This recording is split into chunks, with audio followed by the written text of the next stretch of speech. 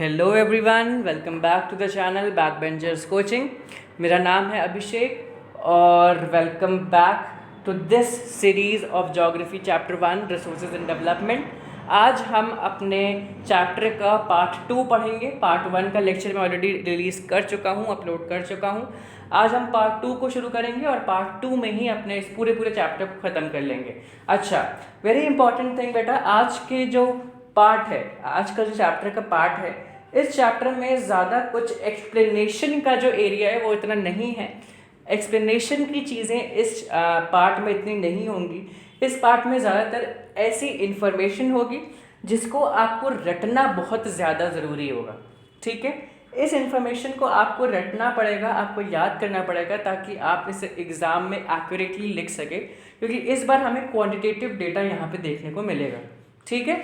अच्छा, दूसरी चीज़ ये कि इस पार्ट 2 को आप स्किप भी अगर चाहें तो कर सकते हैं। पार्ट 1 में इस पार्ट 1 का जितना एरिया है वो चैप्टर के लिए इनफ है, लेकिन जो लोग पढ़ना चाहते हैं पूरे चैप्टर को वो इस पार्ट 2 को ज़रूर से देखें। ठीक है। एनीवेज, ये पार्ट 2 हमारा बहुत छोटा रहेगा क्योंकि इसमें मैं बहुत ज़्यादा एक्सप्लेनेशन नहीं करूँगा। यहाँ पे ज़्यादातर रीडिंग करने वाली चीज़ें हैं। इनके नोट्स में ज़्यादातर क्वांटिटेटिव डेटा मिलेगा आपको। ठीक है, सिंगल लाइंस में आपको डेटा मिलेगा। दूसरी चीज़, इन नोट्स का स्क्रीनशॉट लेते चलिएगा ताकि आप इसको अच्छे से पढ़ सकें। बुक में थोड़ा कंफ्यूजिंग वे में ये डेटा लिखा हुआ है, मेरे अपने नोट्स में ये अच्छे से लिखा हुआ है। So keep screenshotting it and then you can read it afterwards.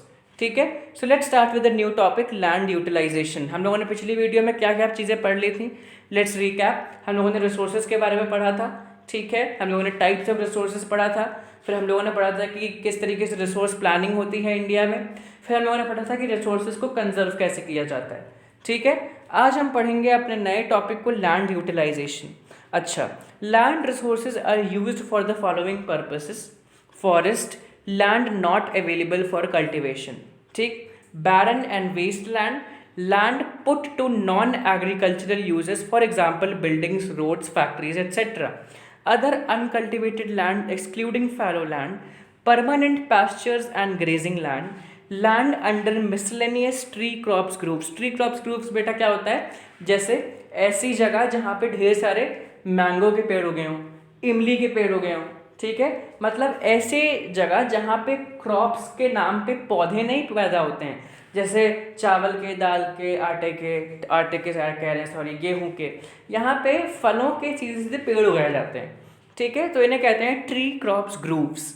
ठीक, फिर आता है culturable waste land, left uncultivated for more than 5 agricultural years, जैसे fallow land. Current fallow land left without cultivation for 1 or less than 1 agricultural year. Other than current fallow land left uncultivated for the past 1 to 5 agricultural year, जिसे हम net sown area भी कहते हैं। Area sowed more than once in an agricultural year plus net sown area is known as gross cropped area. बहुत important चीज़ है कि area sown more than once in agricultural year में जब हम प्लस करते हैं नेट सोन एरिया को तो वो हमें देता है ग्रॉस क्रॉप्ड एरिया। अब हम पढ़ेंगे कि land use pattern in India कैसा है। टोटल जोग्राफिकल एरिया हमारे इंडिया का 3.28 मिलियन स्क्वायर किलोमीटर है, इसको रट लेना।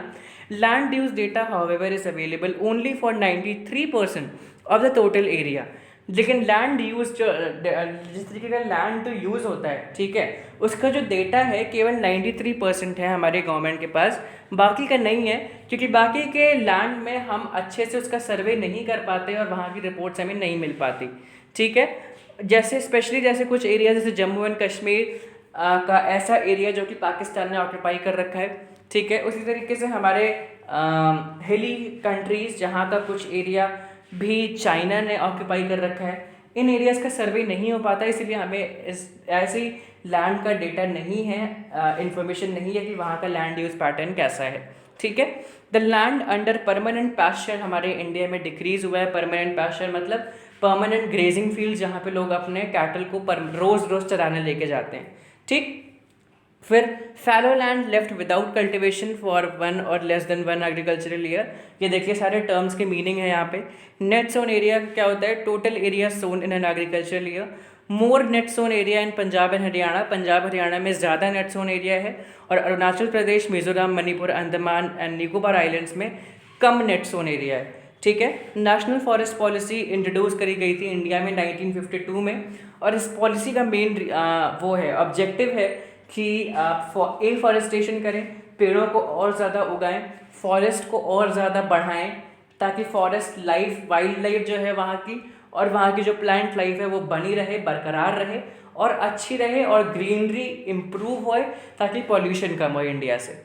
ठीक है। नेक्स्ट क्या है, हमारे इंडिया के वेस्ट लैंड में रॉकी, एरिड और डेजर्ट एरिया आता है। ठीक है। और या फिर ऐसा लैंड जो कि non agricultural uses, non agricultural uses मतलब ऐसा लैंड जहाँ पे हम बिल्डिंग, मॉल, सिटी, फैक्ट्री ये सब बनाते हैं। ठीक है। अच्छा, continuous use of land over a long period of time without taking appropriate measures to conserve and manage is known as land degradation.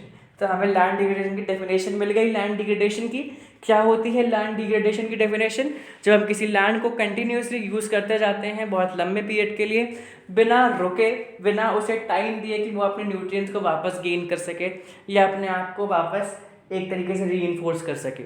ठीक है। अच्छा, अब हम अपने लास्ट टॉपिक को पढ़ेंगे, land degradation and conservation measures.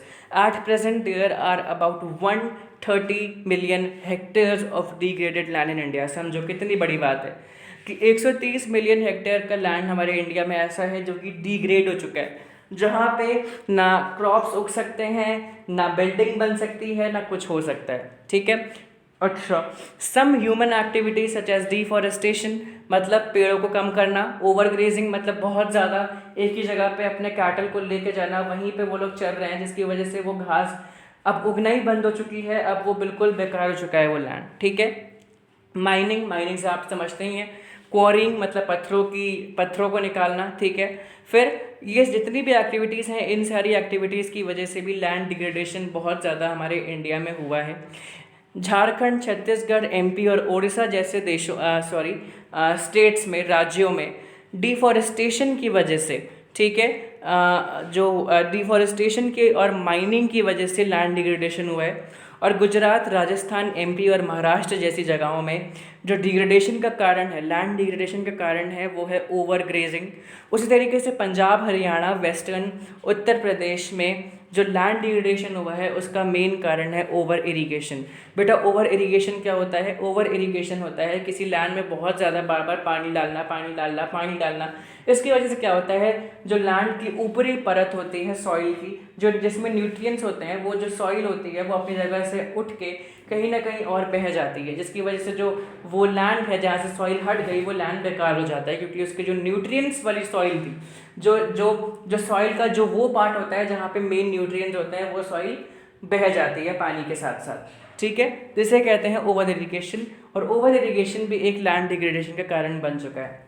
तो बस आज के लिए इतना ही। हमारा ये चैप्टर का ये पार्ट 2 खत्म होता है आज, and we are done with it now. Don't forget to like, share and subscribe. Insta पे हमारा हैंडल है backbencherscoaching_13। हमें फॉलो ज़रूर कीजिएगा, अपने कमेंट्स को छोड़िएगा। यूट्यूब पे भी हमारे चैनल को सब्सक्राइब कीजिएगा और बेल आइकन को प्रेस करना मत भूलिएगा। Thank you very much and have a nice day.